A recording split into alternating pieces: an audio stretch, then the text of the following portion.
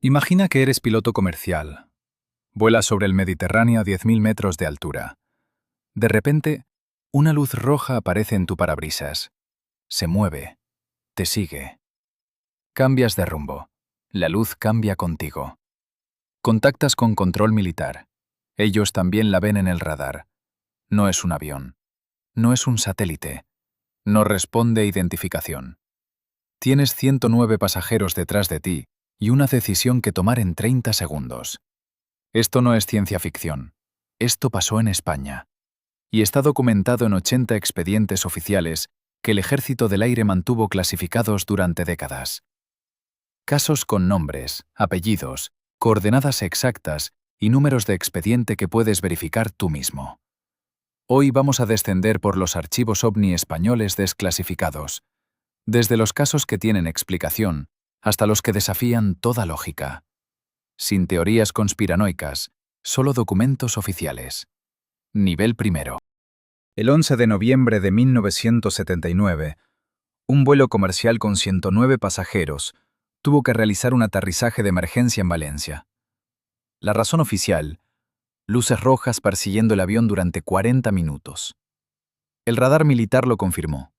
Los cazas F-1 del Ejército del Aire despegaron para interceptar y no encontraron nada. Este caso tiene número de expediente, 791111. Está desclasificado. Puedes leerlo tú mismo. En 1992, el Ejército del Aire español desclasificó 80 expedientes OVNI que habían permanecido secretos durante décadas. Hoy vamos a recorrer los 50 casos más perturbadores, nivel por nivel, desde los que tienen explicación hasta los que desafían toda lógica. Y todo con documentación oficial en pantalla. Bienvenidos al iceberg de los archivos OVNI españoles. Nivel primero. Superficie.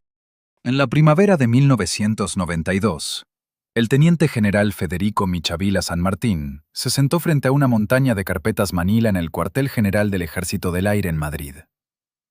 Llevaba meses recibiendo peticiones de periodistas, ufólogos y ciudadanos, exigiendo transparencia sobre los archivos OVNI.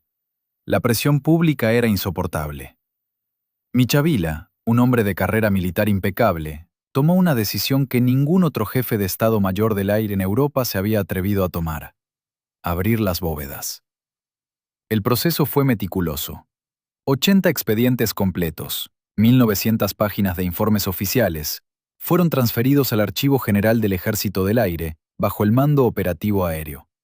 Cada documento llevaba el sello del MOA.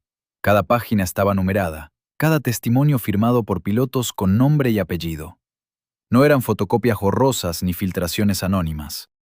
Eran archivos militares reales, con números de expediente que cualquier ciudadano podía solicitar mediante la ley de transparencia. Pero aquí está el giro que nadie esperaba. Michavila no desclasificó estos archivos para alimentar teorías conspiranoicas. Lo hizo para destruirlas. Porque la mayoría de esos 80 expedientes demostraban algo incómodo para los creyentes: que el Ejército del Aire español investigaba cada luz en el cielo con el mismo rigor forense que un accidente de caza. Y que en la inmensa mayoría de los casos encontraban explicaciones mundanas. Cada expediente tenía asignado un juez instructor militar, un oficial con formación técnica que debía recopilar testimonios, analizar fotografías, cruzar datos de radar y emitir un dictamen final. No era un burócrata aburrido sellando papeles. Era un investigador con acceso a laboratorios, expertos en meteorología y astrónomos del Observatorio de la Armada.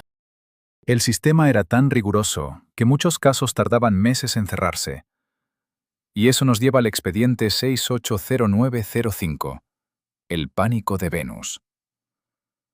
La noche del 5 de septiembre de 1968, varios pilotos comerciales reportaron un objeto brillante e inmóvil suspendido sobre el Mediterráneo. Las comunicaciones de radio con la Torre de Control de Barcelona capturaron voces tensas, casi aterrorizadas. Un comandante de Iberia describió una esfera luminosa que parecía seguir su trayectoria de vuelo. Otro piloto confirmó el avistamiento. Los operadores de radar en tierra no detectaban nada, pero los pilotos insistían. Aquello estaba ahí, brillante como un faro, desafiando las leyes de la física. El Ejército del Aire activó el protocolo de investigación. Un juez instructor fue designado. Se solicitaron cálculos astronómicos al Observatorio de San Fernando. Se revisaron las condiciones meteorológicas de esa noche: temperatura, humedad, inversión térmica. Se entrevistó a cada piloto por separado para detectar contradicciones. Y entonces llegó el informe final. 3 palabras que destrozaron el misterio. Venus en oposición. El planeta Venus, visto a través de una capa de inversión térmica sobre el mar, había creado una ilusión óptica tan perfecta que pilotos experimentados con miles de horas de vuelo lo confundieron con una nave. El dictamen del juez instructor fue implacable. Fenómeno astronómico identificado. Caso cerrado. No hubo encubrimiento, no hubo censura. El expediente completo, incluyendo los cálculos astronómicos y las transcripciones de radio, fue archivado y décadas después desclasificado. Este caso no es una excepción, es la norma. De los 80 expedientes desclasificados, más del 60% fueron resueltos con explicaciones similares. Globos meteorológicos, satélites en reentrada, reflejos de faros en nubes bajas, aviones militares en maniobras nocturnas. El Ejército del Aire no ocultaba la verdad. La documentaba con una precisión burocrática casi obsesiva. Pero entonces, ¿por qué desclasificar archivos que solo demuestran que la gente confunde Venus con platillos volantes? Porque entre esos 80 expedientes hay un puñado que no encajan en el patrón. Casos donde el juez instructor escribió en el dictamen final: fenómeno sin explicación. Y esos casos, amigos, son los que vamos a explorar. Pero antes de bajar al siguiente nivel, necesitamos hablar de un mito que se repite en cada documental ovni de YouTube. La idea de que los gobiernos siempre mienten, siempre ocultan, siempre conspiran. Los archivos españoles demuestran lo contrario. Cuando el Ejército del Aire identificaba un globo sonda, lo decía. Cuando un piloto confundía Júpiter con una amenaza aérea, lo documentaba sin piedad. La transparencia en los casos explicados es lo que da credibilidad a los casos inexplicables. Y aquí está el detalle que casi nadie menciona. Esos 80 expedientes desclasificados no son todos los expedientes. Son los que el Ejército del Aire consideró seguros para el dominio público. En el índice del Archivo General del MOA hay referencias a anexos fotográficos que no aparecen en las carpetas. Hay folios con nombres tachados. Hay expedientes mencionados en documentos internos que nunca fueron transferidos al archivo público. Michavila abrió las bóvedas, sí, pero no todas las bóvedas. Recuerda ese detalle. Porque cuando lleguemos al fondo de este iceberg, vas a entender por qué algunos archivos siguen clasificados 30 años después de la supuesta desclasificación total. Pero eso viene después.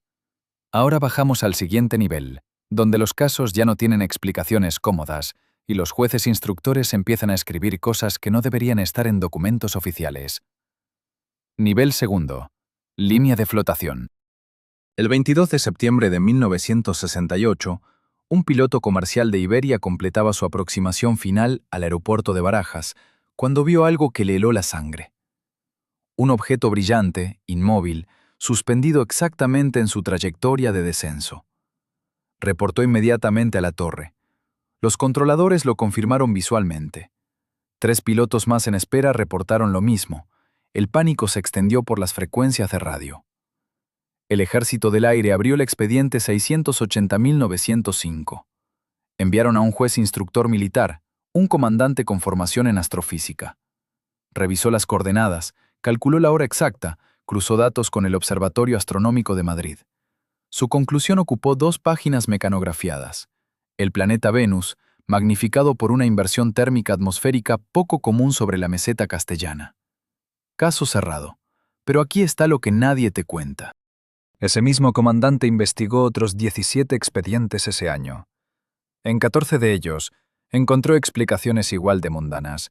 Globos meteorológicos, reflejos de faros en nubes bajas, satélites en órbita baja captados en condiciones de visibilidad excepcional. El Ejército no ocultó nada de esto. Lo archivaron, lo documentaron, y décadas después, lo desclasificaron sin censura. Lo fascinante no es que hubiera un ovni, es que el rigor burocrático militar desmontó el misterio con matemáticas y astronomía básica. Y eso nos lleva a preguntarnos, si fueron tan transparentes con los casos explicables, ¿qué pasa con los que no pudieron explicar? El 3 de junio de 1976, la corbeta atrevida de la Armada Española navegaba a 40 kilómetros de la costa de Fuerteventura. Eran las 9:30 de la noche. El oficial de guardia, el teniente de navío Gustavo Prego, vio una esfera luminosa emerger del océano. No era una luz. Era una estructura sólida, translúcida, del tamaño de un edificio de 20 plantas. Se elevó sin sonido, sin estela, sin turbulencia. Prego activó el protocolo de alerta. La tripulación completa subió a cubierta. 17 hombres la vieron. Al mismo tiempo, el vuelo comercial de Iberia que cubría la ruta Las Palmas a Tenerife reportó el mismo objeto desde el aire. Y en tierra, en el pueblo costero de Gáldar, cientos de civiles salieron a las calles porque el cielo se había iluminado como si fuera mediodía. El Ejército del Aire abrió el expediente 760.601. Entrevistaron a la tripulación naval. Revisaron los registros de vuelo de Iberia. Recopilaron testimonios civiles. Todos coincidían en los detalles. Forma esférica, color azulado, movimiento vertical imposible, duración de 40 minutos. Todos describieron lo mismo desde ángulos diferentes. La probabilidad estadística de que 17 militares entrenados, 2 pilotos comerciales y cientos de civiles sufran la misma alucinación colectiva en el mismo momento es matemáticamente cercana a cero. Sin embargo, ocurrió. El expediente sigue abierto. No hay explicación oficial. Solo un apéndice final que dice «Fenómeno sin identificar». Y eso es todo. Recuerda ese nombre. Gustavo Prego. Volveremos a él.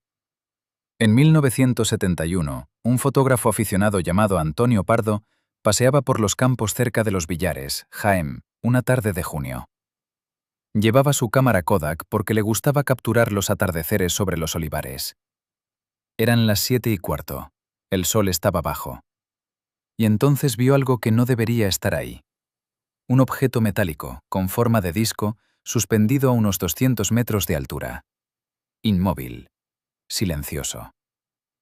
Pardo levantó la cámara y disparó 3 fotografías antes de que el objeto acelerara verticalmente y desapareciera en menos de 2 segundos.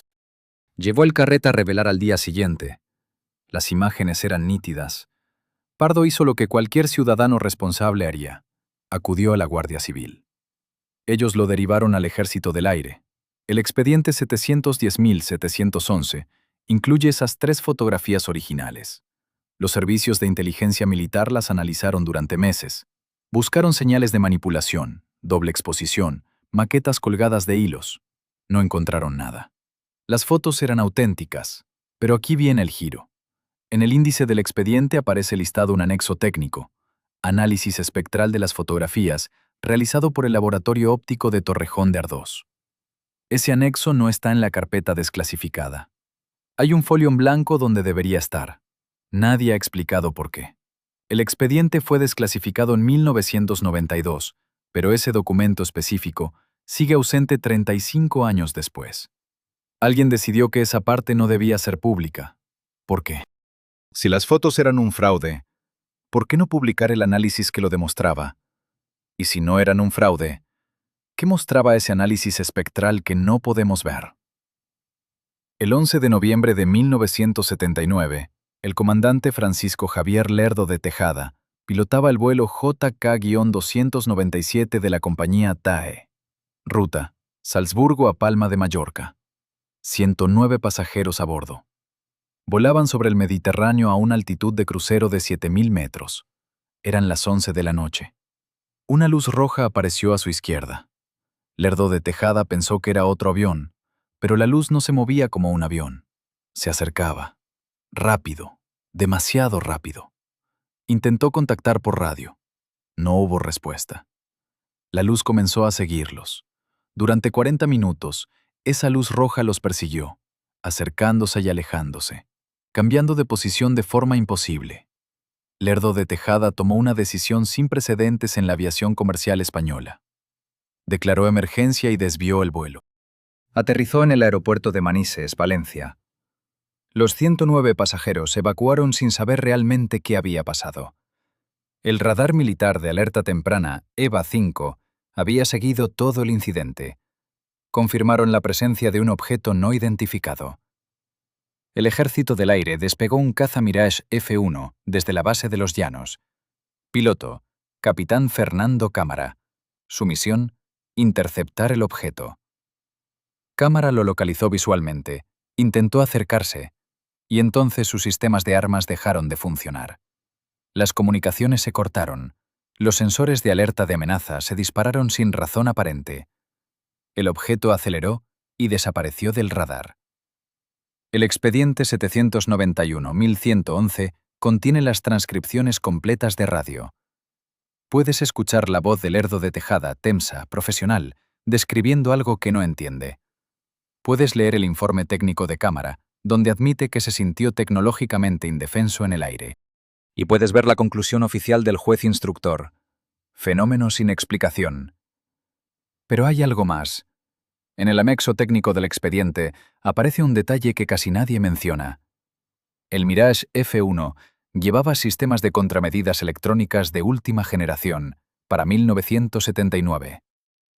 Esos sistemas detectan emisiones de radar enemigas, intentos de bloqueo, guerra electrónica. Durante el encuentro, esos sistemas registraron interferencias activas en frecuencias que no correspondían a ninguna fuente conocida. ¿Qué significa eso? Significa que algo estaba emitiendo señales electromagnéticas diseñadas para neutralizar los sistemas del caza. No era un globo. No era Venus. No era una ilusión óptica. Era algo que sabía exactamente cómo anular la tecnología militar española de finales de los 70. Y eso abre una posibilidad que el Ejército del Aire nunca puso por escrito, pero que está implícita en cada línea censurada. Si no era nuestro, y no era un fenómeno natural, entonces era de alguien más, alguien con tecnología superior, alguien que voló impunemente sobre espacio aéreo español durante 40 minutos mientras un avión comercial huía y un caza de combate quedaba indefenso. La pregunta no es si los ovnis existen, la pregunta es, ¿quién los pilotaba? ¿Y por qué el ejército decidió llamarlos fenómenos inexplicables en lugar de admitir que alguien violó nuestra soberanía aérea y no pudimos hacer nada al respecto? Porque lo que viene ahora ya no son luces en el cielo, son patrones, conexiones, cosas que el ejército vio pero no quiso nombrar. Nivel tercero, crepúsculo. El 22 de septiembre de 1971, un fotógrafo del Ejército del Aire llamado Antonio Pardo recibió una orden inusual en la base de Los Villares, Jaén.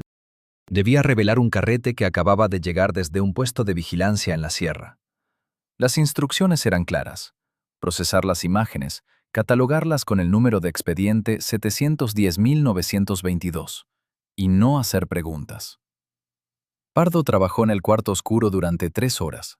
Cuando las fotografías emergieron del baño químico, mostró algo que no debería estar allí: un objeto metálico suspendido sobre el horizonte, con una claridad que descartaba cualquier defecto de la película. El expediente oficial incluye esas fotografías. Están ahí. Puedes verlas. Pero lo que Pardo no sabía entonces, y lo que los documentos desclasificados revelan ahora, es que esas mismas imágenes fueron enviadas a 3 laboratorios diferentes del Ministerio de Defensa. Cada uno recibió la orden de analizar la película en busca de manipulación, doble exposición o cualquier truco fotográfico conocido. Los 3 informes técnicos coincidieron. Las imágenes eran auténticas. No había trucaje. El objeto estaba realmente allí. Pero entonces algo extraño sucedió. El expediente 710.922 fue cerrado con una conclusión que contradecía directamente los análisis técnicos. La resolución final del juez instructor decía: fenómeno meteorológico no identificado, posiblemente una nube lenticular reflejando luz solar. Ninguno de los 3 informes de laboratorio mencionaba nubes, ninguno hablaba de reflejos, y sin embargo, esa fue la versión oficial que se archivó. Antonio Pardo nunca volvió a hablar públicamente de aquellas fotografías. Cuando los archivos se desclasificaron en 1992, su nombre aparecía tachado con marcador negro en varios folios. Las coordenadas exactas del avistamiento fueron eliminadas del informe, y de las 7 fotografías que Pardo reveló aquella tarde, Solo 3 aparecen en el expediente público. Las otras 4 siguen desaparecidas. O al menos, esa es la versión oficial. El comandante Francisco Javier Lerdo de Tejada llevaba volando aviones comerciales desde 1968. 11 años de experiencia. Más de 8.000 horas de vuelo. Conocía cada sonido de un motor turbofán, cada vibración anormal, cada señal de advertencia en la cabina de un supercarabel. La noche del 11 de noviembre de 1979, mientras pilotaba el vuelo JK-297 desde Palma de Mallorca hacia Tenerife, escuchó algo que nunca había oído antes. El controlador de tráfico aéreo de Barcelona le ordenó cambiar de rumbo inmediatamente, porque había un tráfico no identificado acercándose a su posición. Lerdo de Tejada miró por la ventana de la cabina. A su izquierda, a una distancia que estimó en 2 kilómetros, vio 2 luces rojas intensas moviéndose en formación paralela al avión. No parpadeaban como las luces de navegación de otra aeronave. No seguían ningún patrón conocido. Simplemente estaban allí, manteniendo la misma velocidad, la misma altitud, durante 40 minutos. Las transcripciones de radio del expediente 791.111 capturan su voz con una precisión escalofriante. Puedes escuchar cómo su tono cambia de profesional a preocupado, de preocupado a alarmado. En un momento dado, Lerdo de Tejada solicita permiso para descender y aterrizar en Valencia, fuera de su ruta programada. El controlador pregunta si es una emergencia. La respuesta del comandante es directa. Tengo 109 pasajeros a bordo y un objeto no identificado que no responde a ninguna señal y que está demasiado cerca de mi aeronave. Considero que esto es una amenaza para la seguridad del vuelo. El radar militar de alerta temprana EVA 5, ubicado en la Sierra de Aitana, confirmó la presencia del objeto. Los operadores registraron un eco de radar que no correspondía a ningún plan de vuelo autorizado. No tenía transpondedor. No emitía señales de identificación. Y cuando el caza Mirage F-1 del Ejército del Aire despegó desde la base de los Llanos para interceptarlo, el objeto desapareció del radar exactamente 3 minutos después del despegue del caza. Pero aquí está el problema. El informe final del Ejército del Aire concluyó que las luces rojas eran probablemente destellos de las luces de navegación de otro avión comercial, amplificados por condiciones atmosféricas inusuales. Esa explicación tiene un defecto fundamental. El radar militar detectó el objeto. Los radares no detectan ilusiones ópticas. Los radares no detectan reflejos atmosféricos. Los radares detectan masa física reflejando ondas electromagnéticas. Y hay otro detalle que no encaja.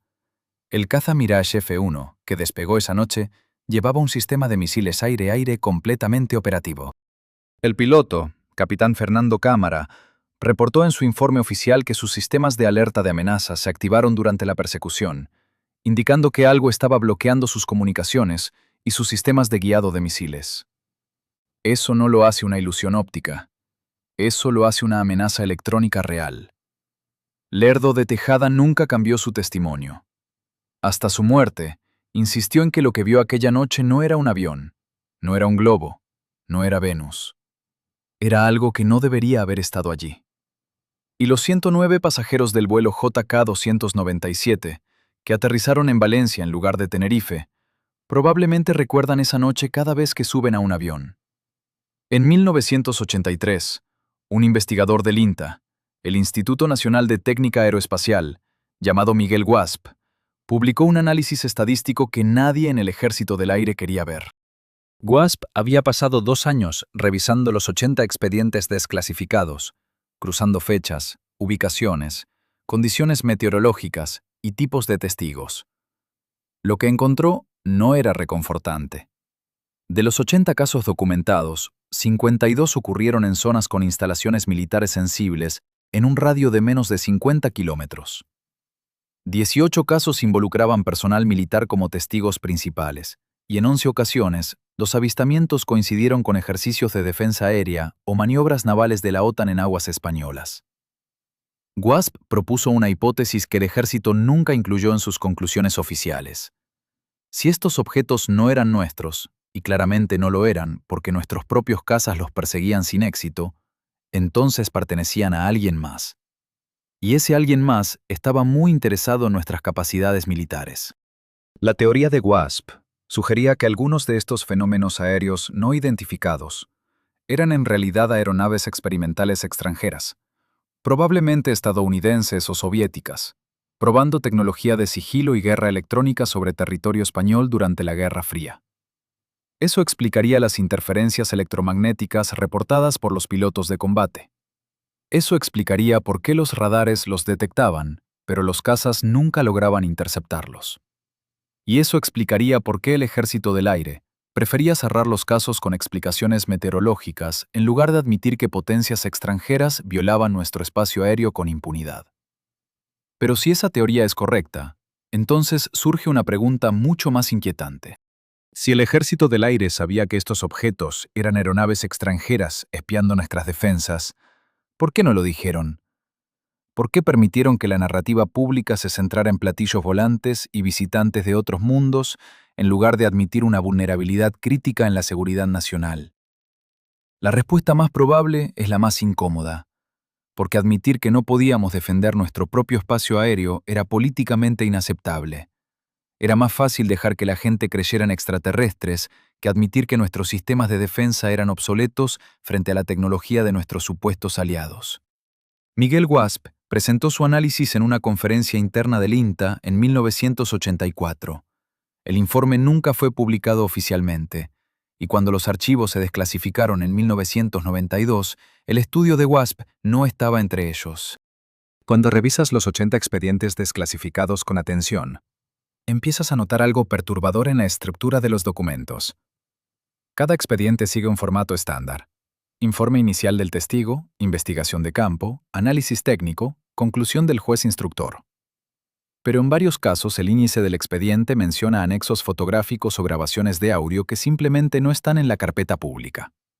El expediente 760.112, correspondiente al avistamiento múltiple en Canarias en 1976, es el ejemplo más flagrante.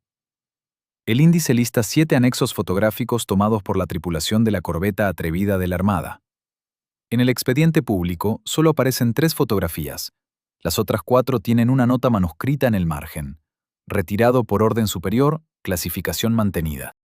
Eso significa que en 1992, cuando el Ejército del Aire desclasificó estos archivos como parte de su compromiso con la transparencia, alguien decidió que ciertas imágenes no debían ser vistas por el público.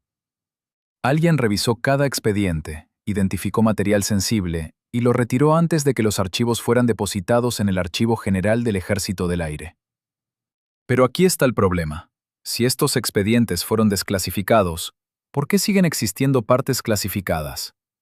¿Qué hay en esas 4 fotografías que el ejército considera demasiado sensible para mostrar, incluso 30 años después del incidente?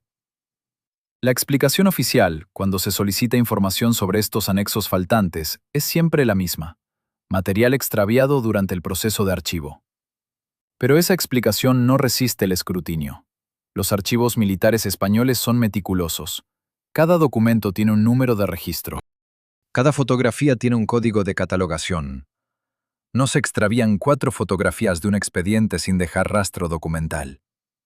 Lo que es más inquietante es que los anexos faltantes no son aleatorios. En casi todos los casos donde faltan fotografías o grabaciones, se trata de expedientes que involucraron múltiples testigos militares, confirmación de radar o respuesta de cazas de interceptación. Los casos más sólidos, los que tienen más evidencia física, son precisamente los que tienen más material censurado. Y luego están los nombres tachados. En docenas de páginas, los nombres de testigos, investigadores o personal militar aparecen completamente oscurecidos con marcador negro. La justificación oficial es protección de datos personales. Pero esa explicación tampoco tiene sentido, porque en otros expedientes los nombres aparecen sin censura. ¿Por qué algunos testigos merecen anonimato y otros no? ¿Qué criterio se usó para decidir qué nombres debían ser borrados? La respuesta más lógica, aunque nadie en el Ejército del Aire la admitirá oficialmente, es que los nombres censurados pertenecen a personal que sigue en servicio activo o que ocupó posiciones sensibles en inteligencia militar. Borrar sus nombres no es proteger su privacidad, es proteger la cadena de mando que decidió cómo manejar estos casos. Y eso nos lleva a la pregunta que nadie quiere hacer en voz alta. Si estos expedientes fueron desclasificados, pero siguen conteniendo material censurado, ¿qué hay en los expedientes que nunca fueron desclasificados? Cuando colocas los 80 expedientes desclasificados en un mapa de España y marcas cada ubicación de avistamiento con un alfiler, emerge un patrón geográfico que es imposible ignorar. Los avistamientos no están distribuidos aleatoriamente por todo el territorio nacional. Se concentran en 3 zonas específicas: la costa mediterránea entre Valencia y Cartagena, el archipiélago canario y un corredor aéreo que conecta las bases militares de Torrejón de Ardoz con Zaragoza. Esas 3 zonas tienen algo en común: son áreas de alta actividad militar. La costa mediterránea alberga varias bases navales y aéreas. Canarias es un punto estratégico de control del Atlántico Sur. Y el corredor Torrejón-Zaragoza es la ruta principal de transporte militar aéreo en la península. Pero el patrón no es solo geográfico, también es temporal. Si graficas los avistamientos por fecha, descubres que se agrupan en oleadas. La primera oleada ocurrió entre 1968 y 1971. La segunda, entre 1976 y 1980. Y dentro de esas oleadas, los avistamientos tienden a ocurrir en racimos de pocos días o semanas. En junio de 1976, por ejemplo, hubo 11 avistamientos documentados en Canarias en un periodo de 18 días. 11 casos separados, con testigos independientes, en la misma región geográfica, en menos de 3 semanas. Eso no es coincidencia. Eso es un patrón. Y aquí está lo más perturbador. Esas oleadas de avistamientos coinciden casi perfectamente con periodos de tensión geopolítica. La oleada de 1968 a 1971 ocurrió durante el pico de la Guerra Fría, cuando la presencia militar estadounidense en España estaba en su punto más alto.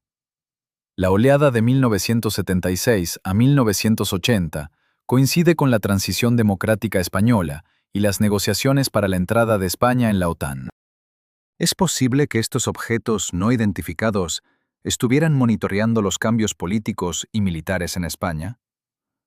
¿Es posible que alguien, ya sea una potencia extranjera o algo que no queremos nombrar, estuviera observando cómo un país salía de una dictadura y se integraba en la estructura de defensa occidental? La respuesta oficial del Ejército del Aire es que no hay patrón, que los avistamientos son eventos aislados sin conexión entre sí. Pero los datos dicen lo contrario. Los datos muestran concentración geográfica, agrupación temporal y correlación con eventos militares y políticos. Los datos muestran que algo estaba prestando mucha atención a España durante esos años. Y si conectas ese patrón con la teoría de Miguel Wasp sobre aeronaves experimentales extranjeras, empiezas a ver una imagen mucho más clara y mucho más inquietante. No estábamos siendo visitados por curiosidad. Estábamos siendo estudiados. Nuestras defensas estaban siendo probadas. Y alguien estaba tomando notas muy detalladas. Lo que hace que este patrón sea aún más perturbador es que después de 1980, los avistamientos documentados caen drásticamente. No porque dejaran de ocurrir, sino porque el Ejército del Aire dejó de investigarlos oficialmente. En 1982, el Programa de Investigación de Fenómenos Aéreos No Identificados fue discretamente desmantelado. Los recursos fueron reasignados, los investigadores fueron transferidos a otros departamentos, y los nuevos avistamientos reportados por pilotos o personal militar fueron archivados sin investigación formal. La pregunta que nadie responde es: ¿por qué? Si estos fenómenos representaban una amenaza potencial para la seguridad aérea, ¿por qué dejar de investigarlos? Si eran aeronaves extranjeras violando nuestro espacio aéreo, ¿por qué abandonar el esfuerzo de identificarlas? La respuesta más probable es la que nadie quiere escuchar. Porque alguien decidió que era mejor no saber. Porque seguir investigando significaba seguir documentando nuestra incapacidad para controlar nuestro propio cielo. Y eso era una verdad demasiado incómoda para ponerla en un informe oficial. Lo que acabamos de recorrer son casos con números de expediente, con nombres de testigos, con documentación oficial. No son teorías, no son rumores, son hechos archivados que puedes verificar tú mismo. Pero estos 80 expedientes desclasificados representan solo una fracción de lo que el Ejército del Aire investigó durante esas décadas. Los documentos internos sugieren que hubo cientos de casos adicionales que nunca recibieron un número de expediente oficial, que fueron manejados de manera informal o que simplemente desaparecieron de los registros.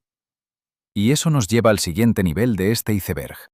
Porque si estos son los casos que el Ejército decidió que podíamos ver, los casos que consideraron lo suficientemente seguros para desclasificar, entonces tenemos que preguntarnos, ¿qué hay en los casos que decidieron mantener ocultos? ¿Qué es tan perturbador, tan inexplicable o tan comprometedor que 30 años después de los hechos todavía no podemos saberlo? Lo que viene a continuación son los 10 expedientes que nunca deberían haber salido a la luz. Y algunos de ellos, técnicamente, todavía no lo han hecho. Nivel 4. Abismo. El 29 de diciembre de 1978, el teniente coronel Ángel Bastida recibió una orden que no esperaba. Era jefe de operaciones del Escuadrón de Vigilancia Aérea número 5 en Torrejón de Ardoz. Y esa noche, el radar EVA-5 detectó algo que no debería estar allí. Un objeto sin transpondedor, sin plan de vuelo, moviéndose a velocidades que alternaban entre los 300 y los 1200 km por hora sobre el Mediterráneo. Bastida ordenó el scramble de 2 cazas Mirage F-1. Los pilotos despegaron a las 23:40. Lo que ocurrió después está documentado en el expediente 781-1111, pero la versión completa nunca se hizo pública. Las transcripciones de radio muestran que los pilotos establecieron contacto visual con el objeto, a una distancia de 8 kilómetros. Describieron una luz roja intensa, del tamaño aparente de un caza, que no respondía a las señales de identificación. Cuando intentaron acercarse, el objeto aceleró verticalmente hasta desaparecer del alcance del radar en menos de 4 segundos. Los sistemas de armas de ambos Mirage registraron interferencias electromagnéticas severas. Uno de los pilotos, el capitán Fernando Cámara, escribió en su informe oficial que sintió como si algo estuviera bloqueando activamente sus instrumentos. Pero aquí está el problema. El expediente fue cerrado 3 meses después, con una conclusión que contradice cada línea de los informes técnicos. Inversión térmica y reflejos atmosféricos.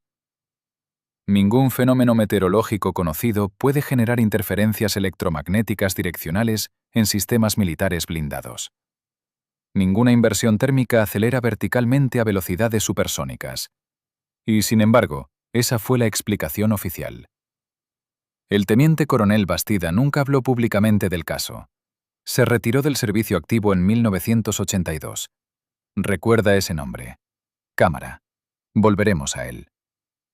El 18 de septiembre de 1976, el doctor Francisco Padrón, médico rural en la isla de Gran Canaria, conducía por una carretera costera cerca de Gáldar cuando vio algo que lo obligó a detenerse.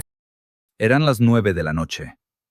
Una esfera translúcida del tamaño de un edificio de 3 plantas flotaba sobre el océano Atlántico, a menos de 200 metros de la costa. Padrón no estaba solo. Había 14 testigos más en esa carretera, incluyendo un sargento de la Guardia Civil y 2 taxistas. Todos vieron lo mismo. Una estructura esférica con luces internas que rotaban, suspendida en el aire sin hacer ruido, durante casi 20 minutos. El expediente 761.176 contiene algo extraordinario.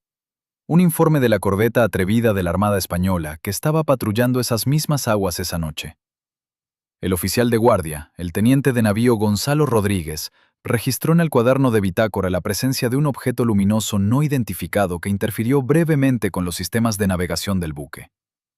Las coordenadas coinciden exactamente con la ubicación descrita por el doctor Padrón.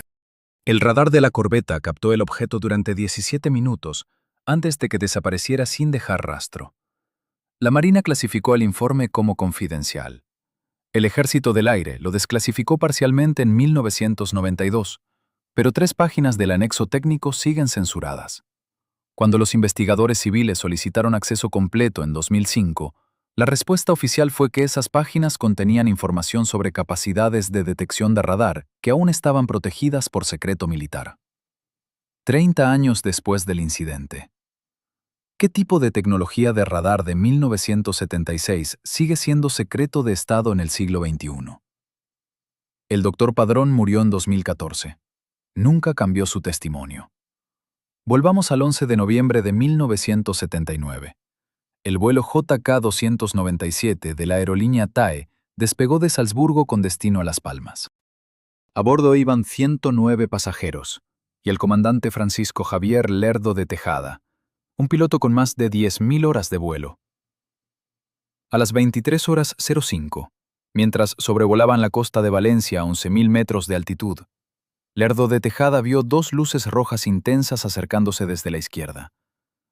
No aparecían en el radar del avión, no respondían a las llamadas de radio, y se movían de una forma que ningún avión convencional puede moverse. Cambios de dirección instantáneos, aceleraciones imposibles, detenciones súbitas en el aire. Las transcripciones de la torre de control de Barcelona registran la voz de Lerdo de Tejada con una tensión que no es normal en un piloto de su experiencia. Reportó que las luces lo estaban siguiendo, que se acercaban, que sus pasajeros estaban asustados. A las 23:47, tomó una decisión sin precedentes en la aviación comercial española. Declaró emergencia y desvió el vuelo al aeropuerto de Manises, en Valencia. Aterrizó con las luces aún visibles en el cielo. El Ejército del Aire despegó inmediatamente un Mirage F-1 desde la base de Los Llanos. El piloto era el capitán Fernando Cámara, el mismo Cámara del incidente de 1978. Esta vez, Cámara persiguió el objeto durante más de una hora sobre el Mediterráneo. Su informe oficial describe cómo el objeto jugaba con él. Se alejaba cuando se acercaba cuando se alejaba, siempre manteniéndose justo fuera del alcance de sus sistemas de armas. Y entonces, a las 0:50, el objeto simplemente desapareció. No se alejó, no descendió. Desapareció del radar y de la vista simultáneamente. El expediente 791.111 es el más completo de todos los archivos desclasificados. Contiene las transcripciones de radio, los informes de radar de 3 estaciones diferentes, los testimonios jurados de Lerdo de Tejada y Cámara y las declaraciones de los 109 pasajeros. Todos coinciden. Todos vieron lo mismo. Y la conclusión oficial del Ejército del Aire, firmada por el juez instructor en marzo de 1980, dice: fenómeno sin explicación. Pero hay algo más en ese expediente, algo que casi nadie menciona. En la página 43 hay una nota manuscrita del general Alfredo Chamorro, jefe del Estado Mayor del Aire en ese momento. La nota dice: este caso debe permanecer cerrado. No se autorizan investigaciones adicionales. Firmado y fechado el 22 de marzo de 1980. ¿Por qué cerrar un caso oficialmente clasificado como inexplicable? ¿Por qué prohibir más investigación sobre un incidente que involucró a un avión comercial lleno de civiles y a un caza militar? ¿Qué sabía el general Chamorro que no está en el expediente? El capitán Fernando Cámara se retiró del servicio activo en 1983. Nunca concedió entrevistas. Nunca habló públicamente de ninguno de los dos incidentes. En 2007, un periodista de investigación intentó localizarlo para un documental. La respuesta que recibió fue breve. El capitán Cámara no desea hacer comentarios sobre su servicio militar. Cuando el periodista insistió, recibió una llamada del Ministerio de Defensa sugiriendo que abandonara esa línea de investigación. Cámara murió en 2018. Su familia rechazó todas las solicitudes de entrevista. Y en el fondo del archivo, en los expedientes que nunca fueron completamente desclasificados, hay nombres que aparecen una y otra vez. Pilotos que reportaron encuentros similares. Controladores de radar que vieron cosas que no deberían existir. Técnicos que analizaron interferencias electromagnéticas sin origen conocido. Algunos de esos nombres tienen una nota al margen. Trasladado. Otros, retirado anticipadamente. Uno tiene una nota diferente. Fallecido en acto de servicio. Ninguno de esos expedientes está disponible para consulta pública. Lo que acabas de leer son los casos que el Ejército del Aire decidió que podías ver. Los casos que consideraron seguros para desclasificar. Los casos que, incluso con toda su documentación oficial y sus testimonios verificables, pueden ser archivados como fenómenos sin explicación, sin causar demasiadas preguntas incómodas. Pero en el fondo del archivo, en las bóvedas del Mando Operativo Aéreo, hay otros expedientes. Expedientes que nunca recibieron números de desclasificación. Casos que nunca fueron investigados oficialmente, porque oficialmente nunca ocurrieron. Y esos casos, los que permanecen en la oscuridad absoluta, son los que deberían asustarte de verdad. Nivel 5. Fondo. En 1992, cuando el teniente general Federico Michavila firmó la orden de desclasificación de los 80 expedientes del Mando Operativo Aéreo, había un documento que no incluyó en la lista pública. Un informe de apenas 3 páginas, fechado el 23 de abril de 1981, que llevaba el sello diagonal en tinta roja. Destruir tras lectura. Pero alguien no lo destruyó. Alguien lo archivó en una carpeta sin número de expediente, sin firma del juez instructor, sin nada que permitiera rastrearlo oficialmente. Y ese documento contenía una sola frase subrayada a mano. La hipótesis de origen no terrestre no puede ser descartada mediante los medios técnicos disponibles. Esa frase la escribió un ingeniero aeronáutico del Centro de Investigación y Desarrollo de la Armada, un hombre llamado Luis Fernández Carvajal, después de analizar las grabaciones de radar del incidente de Manises y cruzarlas con los datos de aceleración registrados por los cazas Mirage. Los números no cuadraban con ninguna aeronave conocida en 1979, ni siquiera con prototipos clasificados de Estados Unidos o la Unión Soviética. La aceleración instantánea que mostraban los ecos de radar implicaba fuerzas G que habrían pulverizado cualquier estructura metálica convencional y convertido a cualquier piloto humano en una mancha roja contra el asiento eyectable. Pero aquí está el giro que nadie quiere admitir. Fernández Carvajal presentó su informe técnico completo, con todos los cálculos y gráficas de trayectoria, al Estado Mayor del Aire. Y la respuesta oficial fue archivarlo sin comentarios, sin refutación, sin solicitud de análisis adicional. Simplemente lo metieron en un sobre manila y lo guardaron en un armario del sótano del Cuartel General del Aire en Madrid. Cuando Fernández intentó publicar sus hallazgos en una revista de ingeniería aeroespacial 2 años después, recibió una llamada telefónica. No una orden oficial, no un documento. Una llamada. Y nunca volvió a hablar del tema públicamente. Murió en 2007. Sus archivos personales desaparecieron de su despacho universitario 3 días después del funeral. ¿Qué haces cuando la evidencia técnica te dice una cosa y la institución que confías para protegerte te dice que no mires más? ¿Qué haces cuando los números son reales, verificables, reproducibles, y la única explicación que queda es la que nadie puede pronunciar en voz alta sin destruir su carrera? En el fondo del iceberg no hay alienígenas grises ni platillos volantes brillantes. Hay algo mucho más aterrador. La posibilidad de que nuestras instituciones militares, las mismas que juraron defender el espacio aéreo nacional, hayan encontrado algo que no pueden explicar, no pueden controlar y no pueden admitir. Y que hayan decidido que el silencio es más seguro que la verdad. Pero el silencio tiene grietas. Y por esas grietas se filtran documentos que no deberían existir. En 2003, un archivero del Archivo General del Ejército del Aire en Villaviciosa de Odón estaba catalogando cajas de material antiguo cuando encontró un sobre sin etiquetar entre expedientes de mantenimiento de helicópteros de los años 70. Dentro había fotografías, negativos originales en blanco y negro, no copias. Las imágenes mostraban un objeto con forma de disco suspendido sobre la base aérea de Torrejón de Ardoz, tomadas desde la torre de control en una fecha que el sello del reverso indicaba como 12 de junio de 1973. Las fotografías eran nítidas, demasiado nítidas. Se podían ver detalles de la superficie del objeto, una textura que parecía metálica pero sin remaches, sin soldaduras, sin ninguna de las marcas que deja la fabricación humana. El archivero, un funcionario civil llamado Miguel Ángel Ramos, hizo lo que cualquier persona razonable haría. Escaneó las fotografías y las subió al sistema de catalogación digital del archivo. 3 horas después, 2 oficiales de inteligencia militar aparecieron en su oficina. No gritaron, no amenazaron. Simplemente le pidieron que entregara los negativos originales y borrara los archivos digitales. Le explicaron que esas fotografías eran parte de un ejercicio de entrenamiento clasificado de los años 70, una prueba de respuesta ante intrusiones aéreas simuladas. Le dijeron que el objeto era un globo meteorológico modificado con paneles reflectantes para pruebas de radar. Pero Ramos había trabajado 15 años en ese archivo, había visto miles de fotografías de globos meteorológicos, de aviones experimentales, de ejercicios militares, y sabía reconocer cuando algo no encajaba. Los globos meteorológicos no proyectan sombras perfectamente circulares sobre el asfalto de una pista de aterrizaje. Los globos no permanecen completamente inmóviles en aire con viento de 20 nudos registrado en el parte meteorológico de ese día.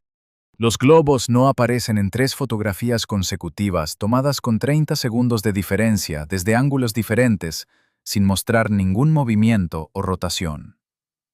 Ramos entregó los negativos, borró los archivos, y esa noche, en su casa, escribió en un cuaderno todo lo que recordaba de esas imágenes, cada detalle, cada sombra, cada anomalía.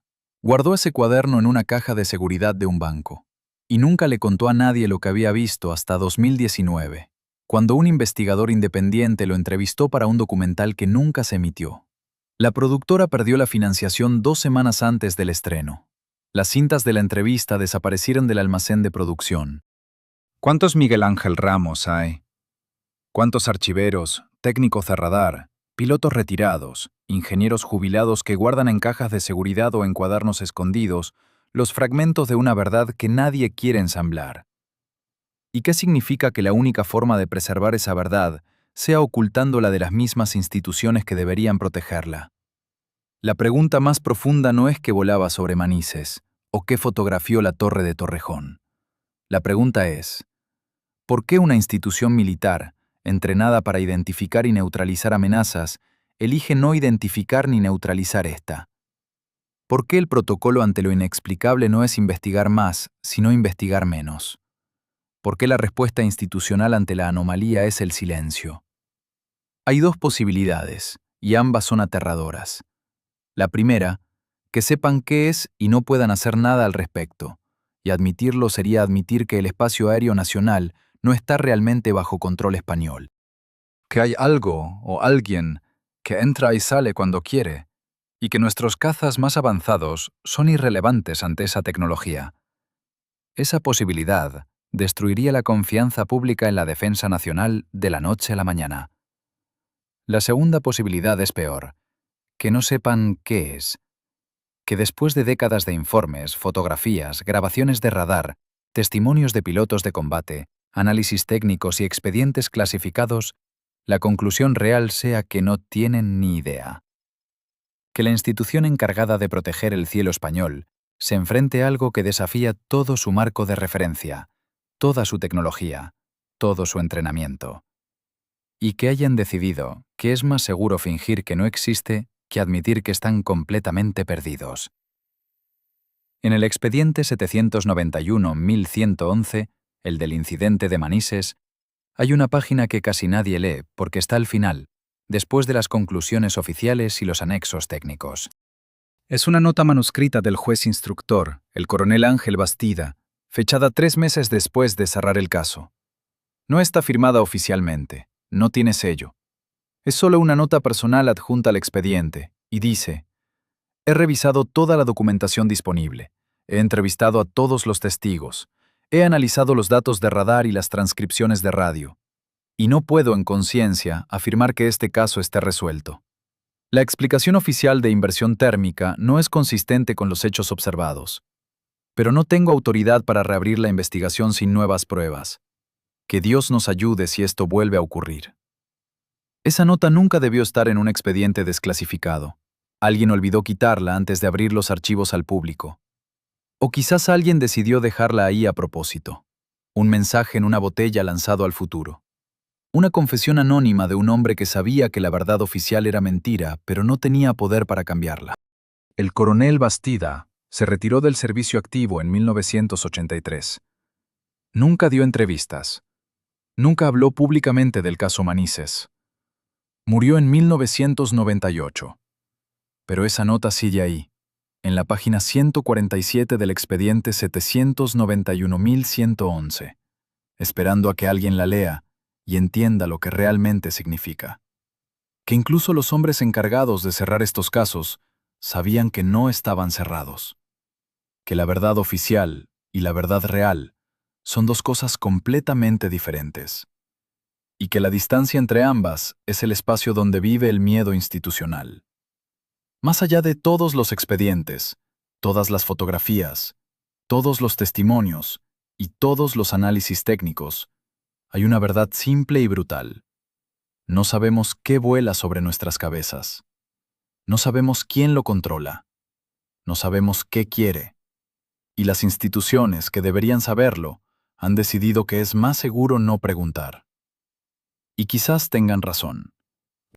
Quizás hay preguntas cuyas respuestas cambiarían todo de formas que no podemos predecir ni controlar. Quizás el silencio no es cobardía, sino prudencia. Quizás la verdad que se esconde en el fondo de este iceberg no es algo que la humanidad esté lista para enfrentar. Pero el iceberg se está derritiendo. Los documentos se están filtrando. Los testigos están hablando.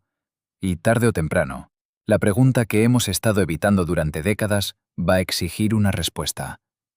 Y cuando llegue ese momento, espero que estemos preparados para lo que esa respuesta implica.